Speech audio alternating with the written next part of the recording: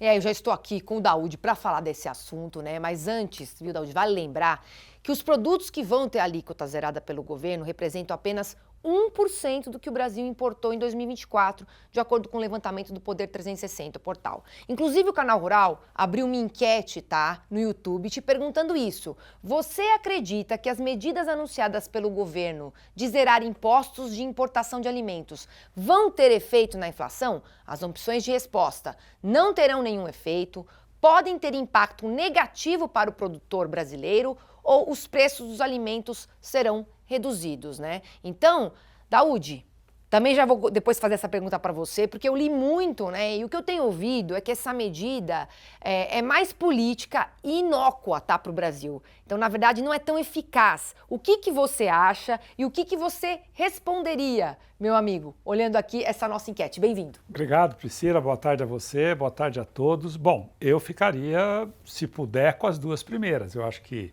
não vão ter efeito nenhum e ela tem um impacto negativo, né? Pode ter um impacto negativo para os produtores rurais, uma vez que eles desestimulam exatamente, fazem ao contrário do que poderia acontecer.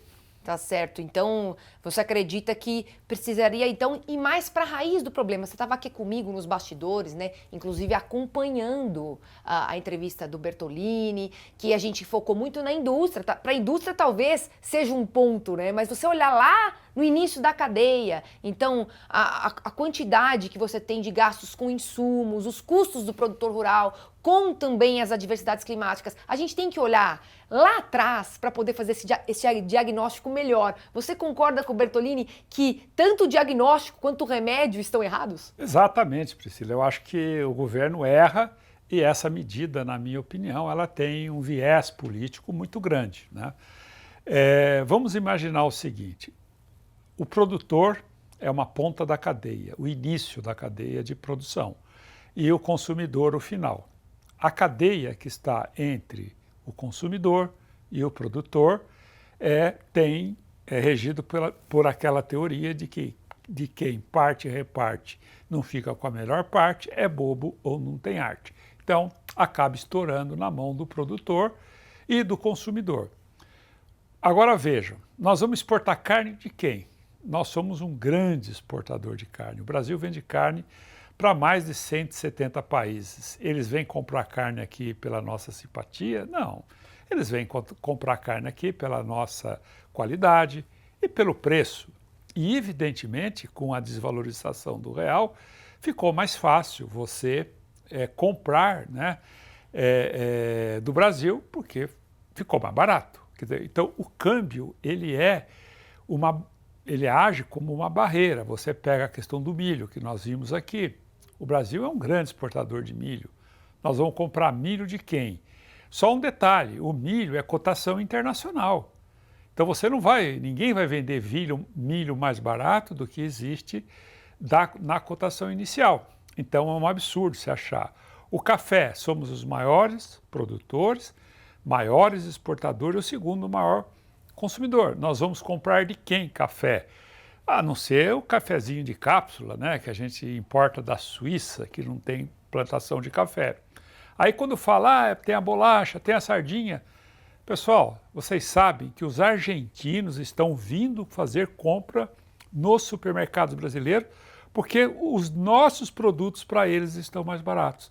Então isso são pontos importantes que essa medida do governo é uma medida, evidentemente, que não vai ter função nenhuma e ela é meramente política, onde o governo quer dar uma satisfação para a população de que ele está fazendo alguma coisa, mas não vai resultar em absolutamente nada. A gente tem diariamente dito aqui no Canal Rural qual seriam as medidas. Nós gostaríamos de conversar com o ministro Fávaro, mas infelizmente ele não nos está atendendo, porque nós gostaríamos exatamente de mostrar para ele qual é a reivindicação do setor produtivo e também do consumidor, para que ele possa, sem dúvida nenhuma, implementar uma política para que os nossos produtos cheguem na mesa dos brasileiros, cobrindo os custos de produção.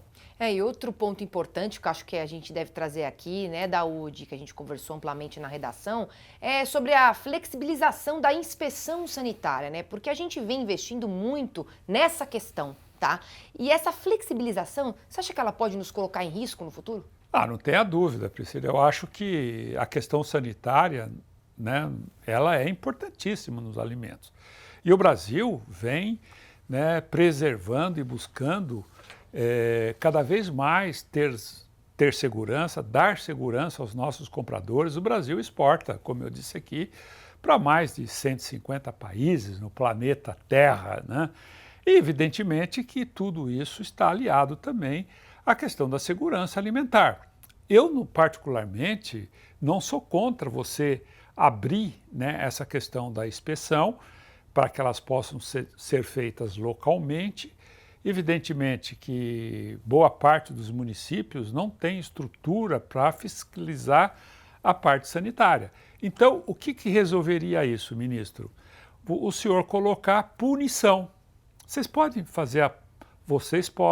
fazer a avaliação de vocês, mas caso vocês cometam crime e cometam erro nesta fiscalização, nesta apuração, quem fez isso vai ser punido severamente, porque, na minha opinião, é um crime a omissão do governo, né, em deixar a flexibilização da inspeção sem nenhuma punição. Aí vai virar festa do caqui, né? Todo mundo vai dizer, não, o meu tá bom, não, aqui tá tudo certo. E aí dá uma zebra aí e coloca em risco tudo que o Brasil construiu até hoje. Certo, ministro? O senhor acha?